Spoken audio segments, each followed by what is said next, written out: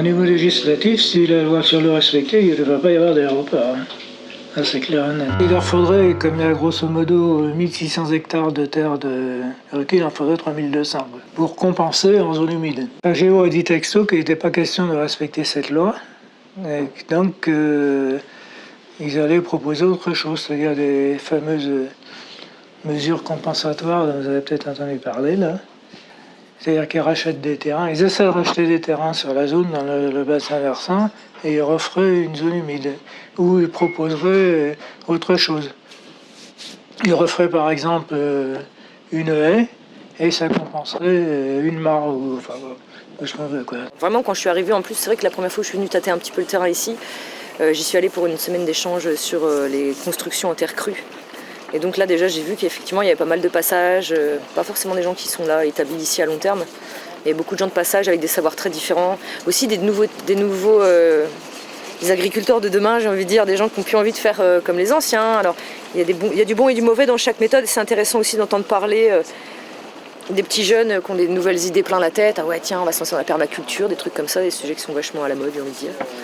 Et puis aussi tu rencontres des agriculteurs à l'ancienne, on les côtoie un petit peu on côtoie un petit peu tous ces gens-là, ouais. Des gens qui sont aussi bien dans les méthodes traditionnelles que d'autres qui sont dans des choses un peu plus innovantes. Tu rencontres vraiment de tout et surtout tu as l'occasion de les entendre parler entre eux. Donc c'est sympa. Il y a des choses nouvelles qui apparaissent spontanément dans l'humanité. Ici c'est un de ces endroits où ça peut arriver. Donc c'est ici qu'on ne cherchera pas, moins qu'ailleurs encore, à catégoriser les pensées, les actions et les gens. Parce que ce serait la mort de ce qu'on essaye de faire. Bâtir des projets économiques en fonction du principe que la Terre est riche de ressources infinies, c'est réaliste. Non, il n'y a qu'un économiste qui peut penser comme ça. D'ailleurs, c'est Keynes qui disait ça. Celui qui croit qu'une croissance infinie est possible dans un monde fini est soit un fou, soit un économiste. Tu sais, quand on est petit, on croit que tout est possible. Et en fait, la vie concourt à nous le faire oublier. Mais moi, je me fie aux impressions qu'on a étant jeune. Vraiment. Celle que tout est possible. Oh, pas tout, on peut pas aller marcher dans l'espace et tout, encore qu'on l'a fait aussi, hein, c'était marrant. Mais on peut spéculer sur ce qui se passe sur les planètes, les systèmes solaires lointains, quoi. C'est extraordinaire. Alors pourquoi on n'arriverait pas à faire quelque chose de vraiment beau de nos vies?